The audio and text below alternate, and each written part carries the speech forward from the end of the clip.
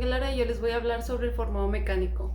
El formado mecánico es uno de los procesos de formación más importantes en términos del valor de la producción y métodos de producción, ya que estos se pueden clasificar sobre la base de la forma en la que se aplica la fuerza. Esto incluye varios procesos de manufactura en los cuales se usa la deformación plástica para cambiar la forma de las piezas metálicas.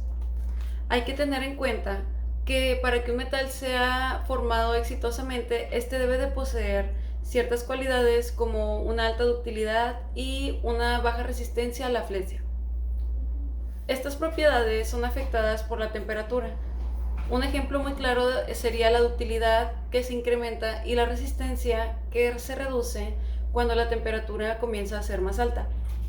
También hay que tener en cuenta que la fricción y la velocidad de la formación pueden afectar al desempeño del formado de un metal.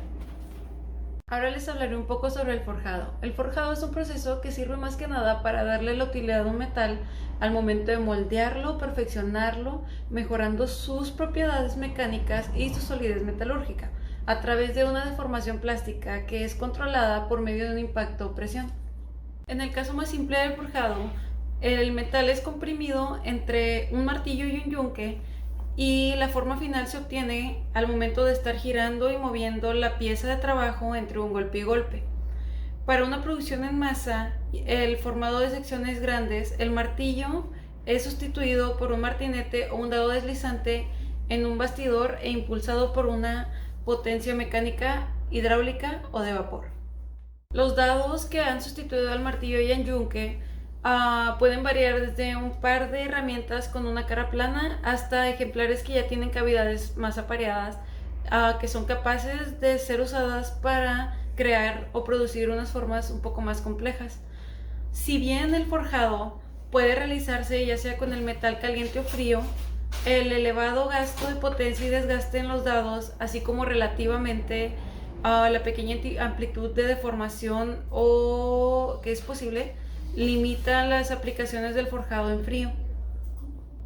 Por otra parte, el forjado caliente se está utilizando cada vez más como un medio para eliminar los iones y por las estructuras particularmente apropiadas o propiedades que pueden ser conferidas al producto final. Es el método de formado en metal más antiguo y hay muchos ejemplos que se remontan hasta 1000 años antes de Cristo. Para finalizar con mi parte, les hablaré también sobre el prensado. El prensado es un proceso que actúa sobre distintos materiales, ya sea frío, caliente o en cualquier otra operación en el que requiera una fuerte presión, como embalar, exprimir, forjar, estampar, embutir, extrusiones, laminar y estirar. El prensado simple se lleva a cabo presionando un trozo de metal entre un punzón y una matriz, así como al indentar un blanco y dar al punto una medida rígida. Como las latas para alimentos, los botes para bebidas son unos ejemplos súper comunes y se aplica en muchas otras partes. Su ventaja principal es que las piezas tienen casi el 100% de la densidad nominal del material que se emplea. Estas poseen una buena unión metalúrgica entre partículas con una estructura granular y por ello tiene unas buenas propiedades isopróticas. La ventaja de es que las piezas tienen casi siempre el 100% de la densidad nominal material y estas poseen una buena unión metalúrgica entre las partículas con estructura granular y por ello son buenas propiedades isotrópicas. A continuación les dejaré un video sobre cómo funciona una máquina de prensado hidráulica.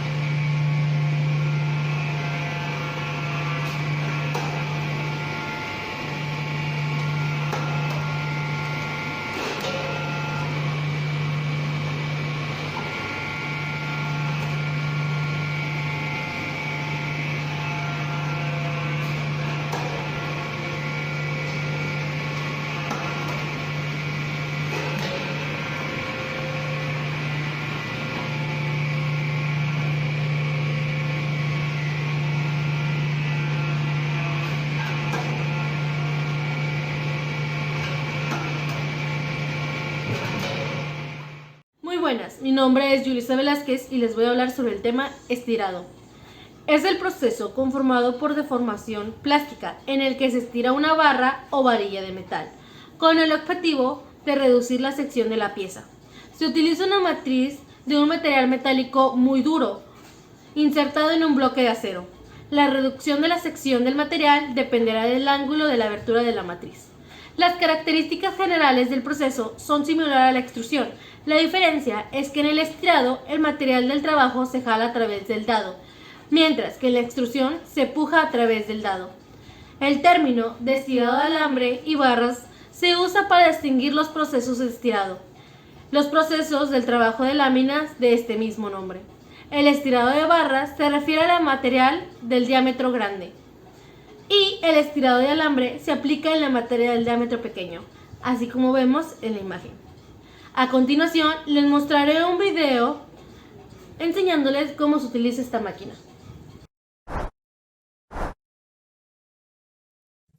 Proceso de estirado. A continuación, mostraremos en simulación la descripción del proceso de estirado en una máquina trefiladora con deslizamiento. El alambrón de cobre con diámetro de 8 milímetros y su uso eléctrico con una pureza del 99.99% es devanado y llevado mediante poleas guías hasta la entrada de la máquina trefiladora para ser estirado en frío. Aprovechando la ductilidad del cobre, paso a paso el alambrón de cobre es reducido en diámetro y área transversal sucesivamente por medio de un herramental llamado dado o trefila, que tiene una geometría interna similar a la de un embudo. Estos dados se encuentran en un medio lubricante donde el cobre se deforma elásticamente dentro del herramental. Para su alado se usan poleas o anillos de trefilado para enrollar y continuar el estiramiento sucesivo a uno de menor diámetro. Después, el alambre obtenido es sometido a un proceso en línea de recocido para devolverle las propiedades eléctricas y mecánicas que perdió en el proceso de estirado o trefilado, mediante corriente eléctrica con un diferencial de potencial que produce calentamiento en hilo en cámaras con atmósfera controlada con nitrógeno para desplazar el oxígeno y evitar la oxidación, obteniendo un hilo de cobre sólido que van a conformar un cable eléctrico.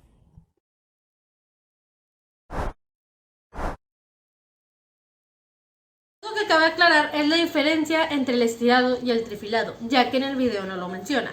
Los dos procesos son mecánicamente iguales, aunque la maquinaria y la forma del trabajo son distintas. La diferencia son que en el estirado se consiguen pequeñas reducciones de sección buscando un calibre determinado, y en el trefilado se busca reducir bruscamente la sección, por lo que se debe dar múltiples pasadas para conseguir el efecto. No todo material de plástico se puede estirar, pues si es un poco dúctil, el proceso puede presentar una gran dificultad. Ahora les voy a hablar sobre el cizellado. Es la operación de corte de una lámina de metal a lo largo de una línea recta, entre dos bordes de corte. El cizellado se usa típicamente para reducir grandes láminas a secciones más pequeñas, para operaciones posteriores de prensado. Se ejecuta una máquina llamada cizalla de potencia o cizalla recta. La cuchilla superior de la cizalla de potencia está frecuentemente sesgada. Para esta operación, la cizalla tiene dos vistas, que es la lateral de la operación y la frontal de la cizalla equipada con una cuchilla superior sesgada. El símbolo V indica velocidad, como lo podemos ver en la imagen. Esta viene por movimientos como la bancada, que es la pieza de fundación sobre la que descansa la máquina, el bastidor, que es la pieza de hierro que se apoya sobre la bancada y soporta la cuchilla y el pistón. La mesa, que es la pieza de hierro sobre la que se apoya el material a cortar y a la que pueden fijarse accesorios como guías o escuadras. El pisón, que es pieza de fundación que presiona y sujeta el material sobre la mesa de trabajo antes de efectuarse el corte. La corredora o la portacuchilla, pieza que se desplaza verticalmente a la mesa y aloja la cuchilla móvil, que es la cuchilla móvil, pieza de acero unida a la corredera diseñada para cortar el material. Cuchilla fija, pieza de acero unida a la mesa y diseñada para cortar. Grupo hidráulico o sistema mecánico es el sistema que permite el funcionamiento de diferentes órganos de la máquina. Y dispositivo de accionamiento es el elemento de mando de la máquina que puede ser manual o con el pie, como pulsador, pedal, barra, etc. A continuación les voy a enseñar un video que les explica más el funcionamiento de esta máquina. Hors de toi, mon amour, je te presse absolument nu contre moi.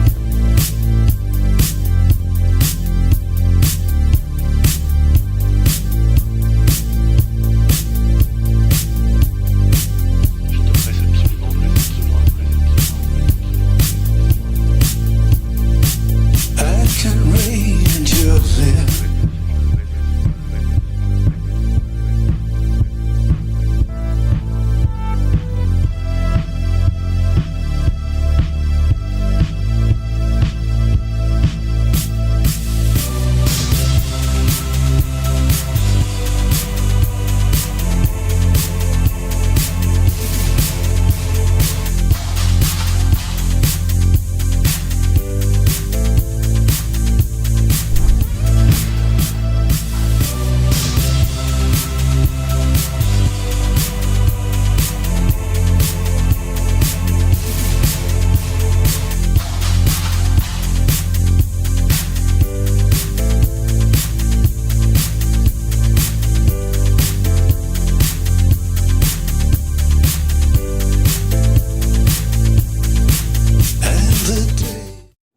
Ahora les hablaré del doblado.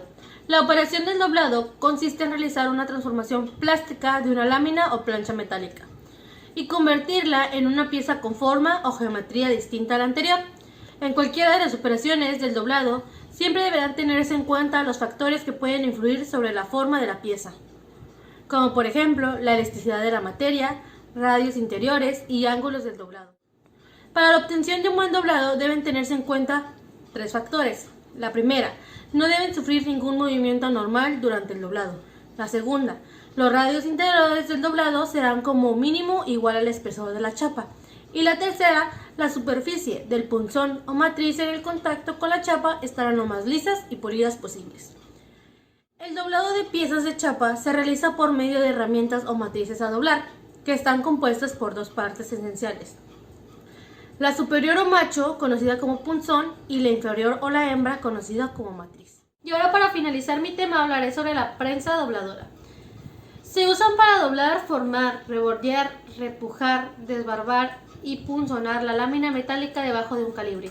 Tales prensas pueden tener espacio para la lámina de 6 metros y de un ancho de 16 milímetros de espesor. La capacidad de presión requerida de una prensa dobladora para un material dado se determina por la longitud de la pieza, el espesor del metal y la radio del doblez. El radio mínimo interior del doblez se limita usualmente a un valor igual al espesor del material para las operaciones del doblado. La presión requerida varía de la proporción a la resistencia a la tensión del material. Las prensas dobladoras tienen carreras cortadas y están equipadas generalmente con un mecanismo impulsor excéntrico. A continuación, les voy a mostrar un video que les explica más de cómo usar esta máquina.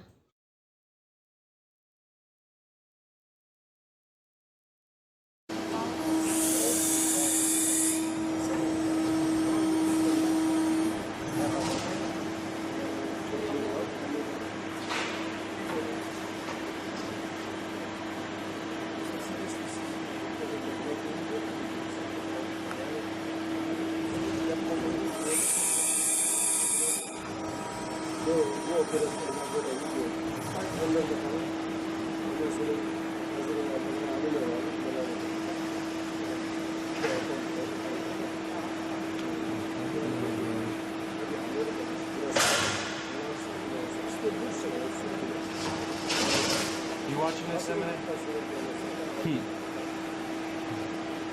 I am.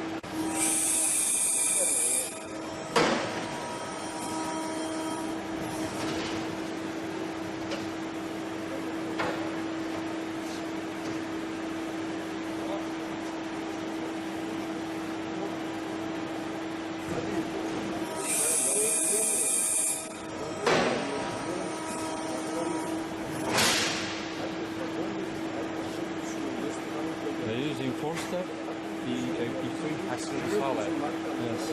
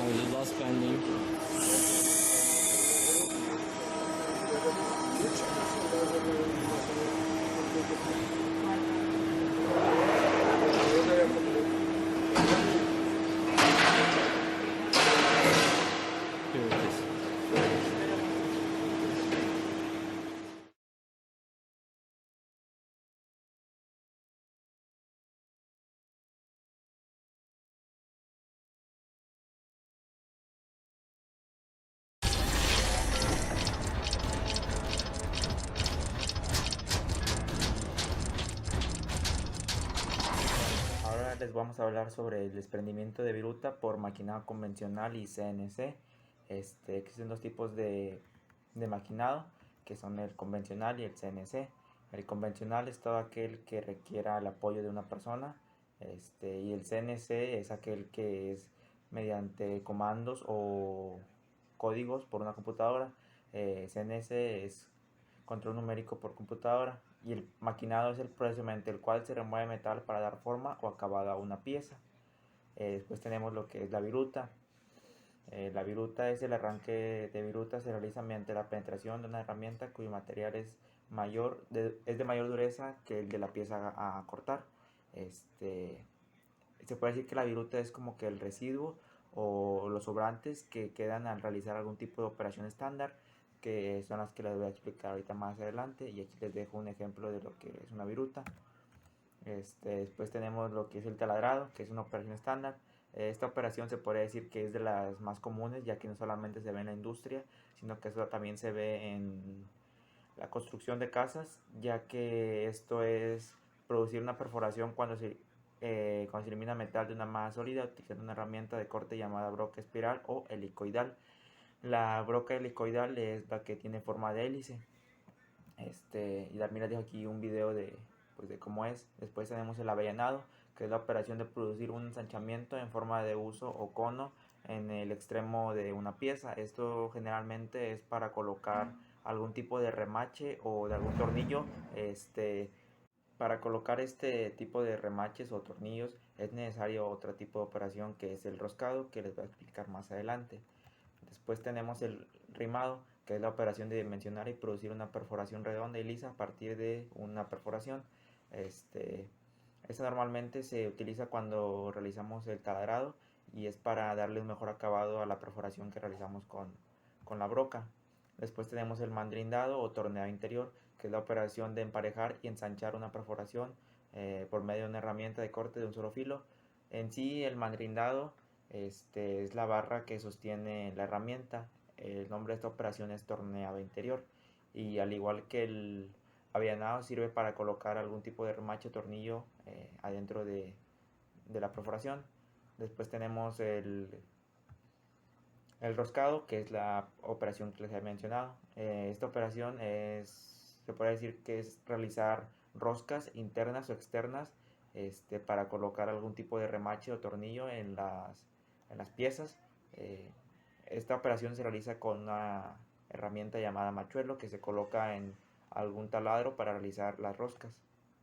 Pues estas son algunas de las operaciones que les quería mostrar. Ahora les voy a hablar sobre una máquina que pues es en sí la que realiza pues todas esas operaciones que les acabo de decir, que viene a ser el torno. El torno es la máquina herramental más antigua y por lo tanto la más importante. Sin el torno no habría sido posible el gran avance industrial. Se podría decir que el torno pues es uno de los principales precursores en esto de la industria, ya que es, además de una de las más antiguas, es una máquina en la que se pueden realizar más operaciones, y existen diferentes tipos de tornos, pero yo les voy a hablar sobre el paralelo. En ese torno pues tiene demasiadas piezas, obviamente no les voy a explicar todas, pero sí les voy a explicar algunas de las más importantes, como viene a ser el cabezal, la pieza, la herramienta, el contrapunto, la bancada y el portaherramientas. El cabezal, como aquí vemos en la imagen, es la parte donde lleva pues todo, se puede decir que toda la configuración para configurar la velocidad de la pieza, hacia qué lado va a girar y todo eso. Después tenemos la pieza, que es donde va colocada pues la pieza. Después tenemos la herramienta, y ahí va colocada la herramienta. El portaherramientas, que se puede mover hacia enfrente del operario, hacia él, hacia la derecha y hacia la izquierda. Después tenemos el contrapunto, al igual que el portaherramientas se puede mover hacia la pieza, hacia atrás, hacia el operario y hacia el otro lado. Y la bancada, que pues es la que sostiene a todo el torno. Y después tenemos el cilindrado, que el cilindrado es una operación realizada en el torno mediante la cual se reduce el diámetro de la barra de material que se está trabajando. En sí, esta operación solamente es para darle un mejor aspecto al cilindro, y también para hacerlo más manejable. Y aquí les dejo un ejemplo de la operación. Después tenemos el refrentado. El refrentado es casi igual que el cilindrado, solamente que en este solamente se maneja una parte del cilindro, solamente una parte externa, ya que en sí esto es para colocar algún tipo de remache, al igual que las operaciones anteriores que les había mostrado. Y pues es todo por mi parte. Muchas gracias. El torno al aire, este carece de contrapuntas y el cabezal principal aloja un plato portapiezas con garras que pueden alcanzar relativamente grandes dimensiones, en ocasiones más de 1.5 metros de diámetro. El carro que porta él o los cabezales de herramientas se mueve sobre guías colocadas transversalmente al eje de rotación de la pieza, o sea, de frente a ellas. El torno de plato está destinado a mecanizar piezas protosimétricas, simétricas al eje de rotación o cilíndricas grandes, voluminosas o pesadas, relativamente cortas en rotación a su diámetro. El torno semiautomático es un torno revólver en el cual todos los avances, tanto de revólver como de carros, puedan ejecutarse automáticamente. En este caso, el operario opera la palanca de apertura y cierre de pinza, hace a mano con la palanca de retroceso al revólver a cada operación y embraga al avance para la operación siguiente. Al llegar al tope, se acciona automáticamente el desembrague del avance. La otra sería sin intervención del operario, todo el ciclo mecanizado, como en los tornos automáticos, pero que se pare al terminar cada pieza. El operario retira la pieza hecha, poner la nueva pieza en turno, en bruto, y dar marcha de nuevo al torno. Esta más que nada se utiliza para piezas mayores de mayor tamaño o irregulares. El torno automático. ¿Esto qué es? Bueno, esto es una unidad alimentada a través de comandos desde un terminal de ordenador o de un control externo y que luego es capaz de trabajar de forma automática. El torno copiado. Esta es una máquina de mecanizado que mediante el uso de dispositivos hidráulicos y eléctricos permite el torneado de piezas hasta alcanzar una réplica de estas. Esto se consigue gracias a la utilización de una plantilla que facilita el torneado de la pieza de acuerdo a sus propias características. El fresado. Este consiste principalmente en el corte del material que se mecaniza con una herramienta rotativa de varios filos que se llaman dientes, labios o blanquitas de metal duro, que ejecutan movimientos de a través programados de la mesa de trabajo en casi cualquier dirección de los tres ejes posibles en los que se puede desplazar la mesa donde va fijada la pieza que se va a mecanizar. La fresadora horizontal. Esta cuenta con unas fresas cilíndricas que se montan, como su nombre lo indica, sobre un eje horizontal. Permite ranurar con diferentes perfiles o formas de las ranuras. En la fresadora vertical el eje está orientado verticalmente. En este tipo de fresadora permite un corte más profundo que el anterior. El torno al aire.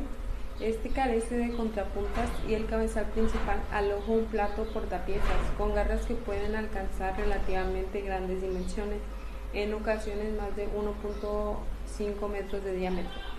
El carro que porta él o los cabezales de herramientas se mueve sobre guías colocadas transversalmente al eje de rotación de la pieza, o sea, de frente a ellas.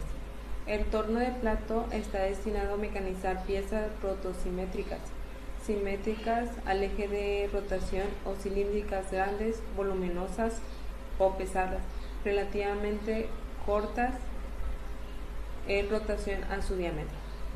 El torno semiautomático es un torno revólver en el cual todos los avances, tanto de revólver como de carros, puedan ejecutarse automáticamente. En este caso, el operario opera la palanca de apertura y cierre de pinza, hace a mano con la palanca de retroceso al revólver a cada operación y embraga al avance para la operación siguiente. Al llegar al tope, se acciona automáticamente el desembrague del avance.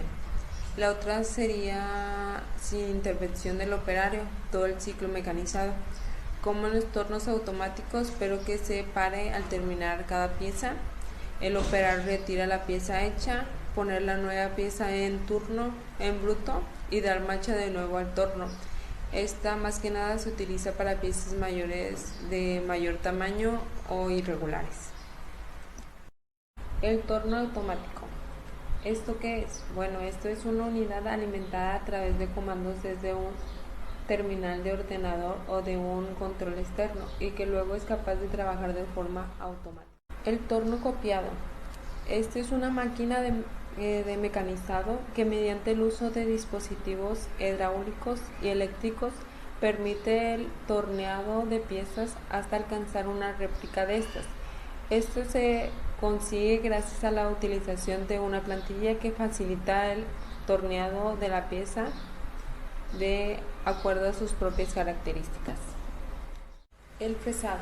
Este consiste principalmente en el corte del material que se mecaniza con una herramienta rotativa de varios filos que se llaman dientes, labios o blanquitas de metal duro, que ejecutan movimientos de a través programados de la mesa de trabajo en casi cualquier dirección de los tres ejes posibles en los que se puede desplazar la mesa donde va fijada la pieza que se va a mecanizar. La fresadora horizontal. Esta cuenta con unas fresas cilíndricas que se montan, como su nombre lo indica, sobre un eje horizontal. Permite ranurar con diferentes perfiles o formas de las ranuras. En la fresadora vertical el eje está orientado verticalmente. En este tipo de fresadora permite un corte más profundo que el anterior. La fresadora universal tiene como particularidad dos portaherramientas. El primero se encuentra en el cabezal, donde también está el husillo para la fresa, y cuenta con un amplio movimiento en distintas direcciones, ya sea vertical o horizontal. Y el segundo se encuentra en la mesa, en su mesa, y tiene parecido con un torno. Si esas dos portaherramientas funcionan de una manera correcta, se pueden hacer piezas muy asombrosas y muy buenas. Aquí les dejo un ejemplo de una fresadora universal.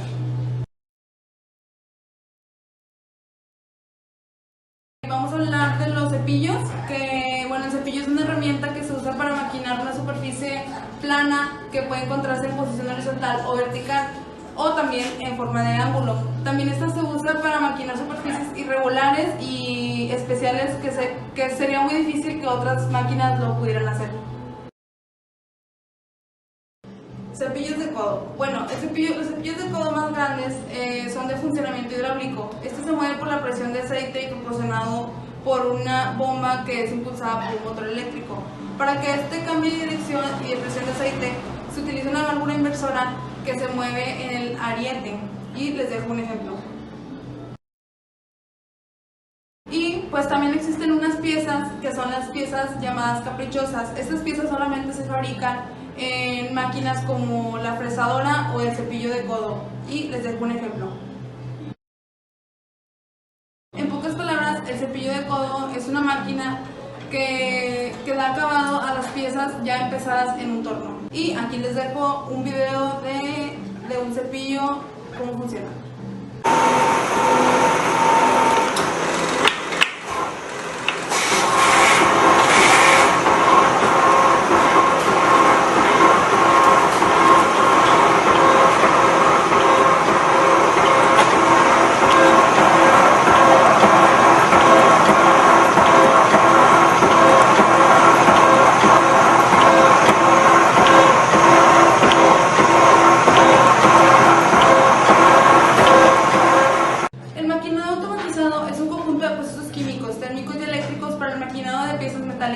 Este término también se utiliza en sistemas no destinados a la fabricación en los dispositivos programados que pueden funcionar de manera independiente o con el control del humano.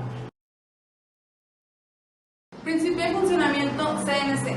Para mecanizar una pieza se utiliza un sistema de coordenadas que especifican el movimiento de la herramienta de corte. Este sistema se basa en el control de los movimientos de la herramienta de trabajo con relación a los ejes de coordenadas de la máquina.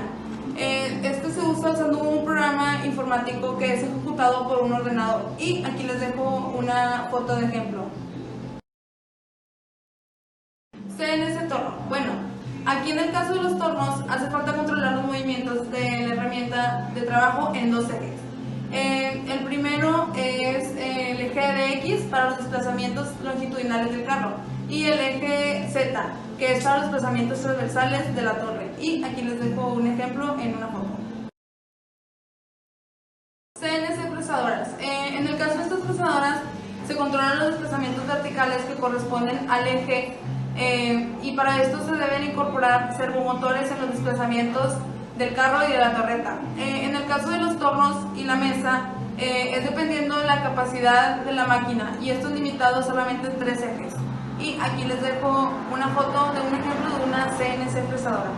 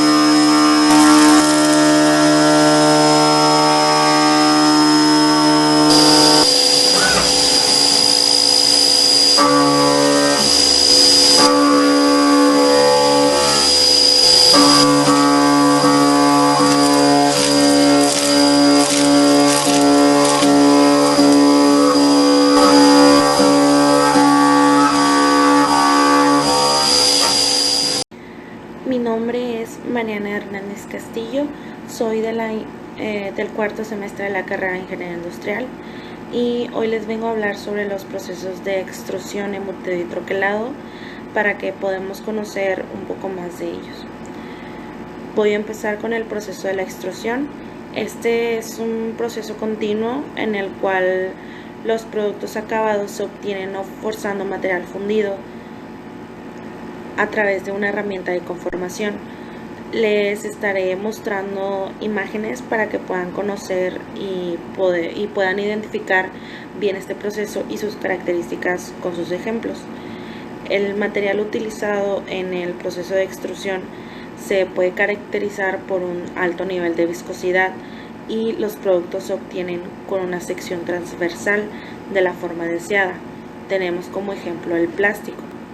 La extrusión, en otras palabras, puede ser considerada como un complejo proceso físico-químico que tiene lugar bajo la influencia de fuerzas mecánicas, ya sean su alta temperatura y su humedad.